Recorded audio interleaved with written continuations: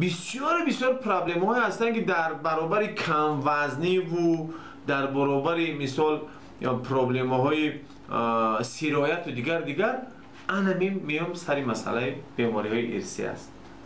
هر سال در تاجیکستان اگر در حدودی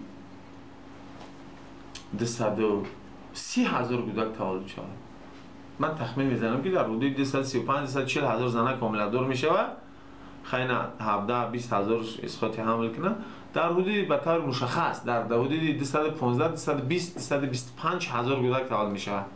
و از این میان شما تصور کنید که 3-4-5,000 کودک تولد میشود با علتهای مادرزادی و همه این کودک‌ها 70% هم فوت کنن، 30% مون ادمی 4,000 کودک علت مادرزادی خطاالش 30% اگر 35% همونه، این میشود در حدود 1,500 کودک.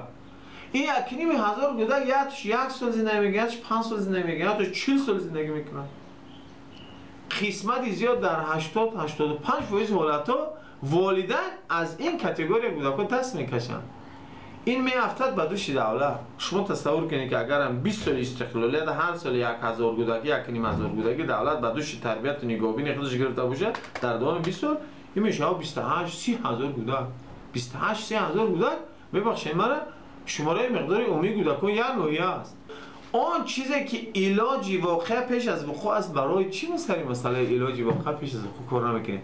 ببینید نکن سر مسئله آن کتابی که ما نویسانده همین بود که پیش از همه در تاجیکستان خدمات مشورتی طبی ژنتیکی روش کنن.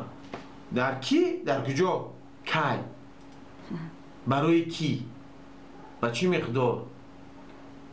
پیش از همه نفرانی که از حد زیاد با زنهایی که حامله میشوند و کودک تولد میکنه، این اکثر گینیکولوگ‌ها با اینا سر کار دارن. بنابراین با مصرفات کمترین باید اکثر گینیکولوگ‌ها را باید بآموزانن که بسیار سری مسئله های پرابلم های مشورتی طبی ژنتیکی را از خود کنن، از بر کنن این و ملکه را و به مردم در اساس یک جدول های معین از میانی همه 230,000 زنی که حامله دار میشه و گفتم زنهایی که احتمالیتی تولد کردن چنین کودک‌ها رو دارن، اونا را از یک فیلتر مخصوص بگذرانن.